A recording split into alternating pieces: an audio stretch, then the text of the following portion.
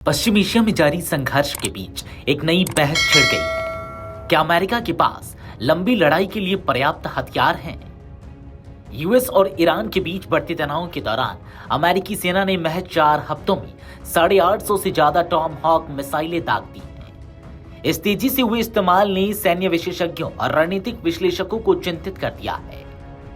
Reports के मुताबिक in cruise मिसाइलों का इतनी बड़ी संख्या में इस्तेमाल अलार्मिंग माना जा रहा है।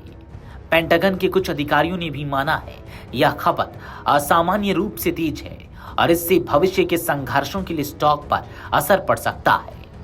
टॉम हॉक मिसाइलें अमेरिका की सबसे अहम लंबी दूरी की स्ट्राइक क्षमता का हिस्सा है।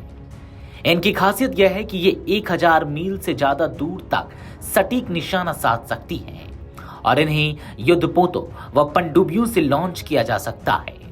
इनका इस्तेमाल पहली बार गल्फ वॉर के दौरान किया गया था, जिसके बाद से यह अमेरिकी सैन्य रणनीति का अहम हिस्सा बन चुकी है। लेकिन अब सवाल यह उठ रहा है कि इतनी बड़ी संख्या में मिसाइलों के इस्तेमाल के बाद क्या अमेरिका के पास पर्याप्त भंडार बचा है? विशेषज्ञों का कहना है कि एक टॉम हॉक मिसाइल को तैयार करने में करीब 2 साल का समय लगता है और इसकी कीमत लगभग $3.6 मिलियन होती है। हैरानी की बात यह है कि पिछले साल के बजट में सिर्फ 57 मिसाइलों के निर्माण का ही प्रावधान किया गया था। सैन्य विश्लेषक मार्क कैनिसियन के मुताबिक युद्ध की शुरुआत में अमेरिकी नौसेना के पास करीब 3100 टॉम हॉक मिसाइलें थी। ऐसे में 800 से ज्यादा मिसाइलों का इस्तेमाल भविष्य के लिए एक बड़ी कमी पैदा कर सकता है। उनका कहना है कि इस कमी को पूरा करने में कई साल लगते हैं, जिससे पश्चिमी प्रशांत क्षेत्र जैसे संवेदनशील इलाकों में अमेरिका की रणनीतिक क्षमता प्रभावित हो सकती है। हालांकि इन चिंताओं को पेंटागन और डोनाल्ड ट्रंप प्रशासन ने खारिज कर दिया है। पेंटागन के प्रवक्ता सीन पार्नेल ने साफ कहा कि अमेरिकी सेना के पास हर मिशन को पूरा करने के लिए पर्याप्त हथियार और गोला बारूद मौजूद है।